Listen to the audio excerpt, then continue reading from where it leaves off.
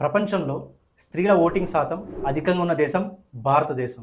Free బస్సులు, కళ్యాణ్ లక్ష్మి అంటూ ఎన్నో పథకాలు స్త్రీల కోసం మన తెలుగు రాష్ట్రాల్లో కూడా అమలు చేస్తూనే ఉన్నారు. నిజం చెప్పాలంటే వీటి పుణ్యాన ప్రభుత్వాలు కూడా ప్రారంభం చేసుకుంటున్నాం. ఎత్ర నార్యస్తు పూజ్యతే అని అంటాం. నవరాత్రి వస్తే 9 రోజులు పూజ చేస్తాం. మరి ఉమెన్ సేఫ్టీ ఎక్కడ?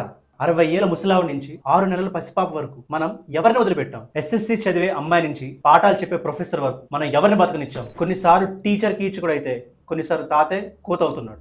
ఫ్రీ బస్సుల్లో కండక్టర్ కూడా ప్రెడేటర్ అయిపోతున్నాడు. ఒక మహిళ ప్రెసిడెంట్ ఉన్న దేశంలో, ఒక మహిళ హోమ్ మినిస్టర్ ఉన్న రాష్ట్రంలో ఇంత ధైర్యంగా మనం ఈ క్రైమ్ చేస్తున్నాం. దీనికి కారణం చిన్నప్పటి నుంచే పిల్లలకు ఉన్న ఇంటర్నెట్ అండ్ మొబైల్ ఫెసిలిటీస్ వలన, ఇన్స్టాగ్రామ్, ఫేస్బుక్ ఓపెన్ చేస్తే విచ్చలవిడిగా ఉన్న ఈ అడల్ట్ కంటెంట్ వలన స్కూల్లో సెక్స్ ఎడ్యుకేషన్ లేకపోవడమేనా కారణం? ఏదైనా ఈ రణంలో ఉమెన్ వైపు ఉండాల్సిన బాధ్యత ప్రతి ఒక్కరిది.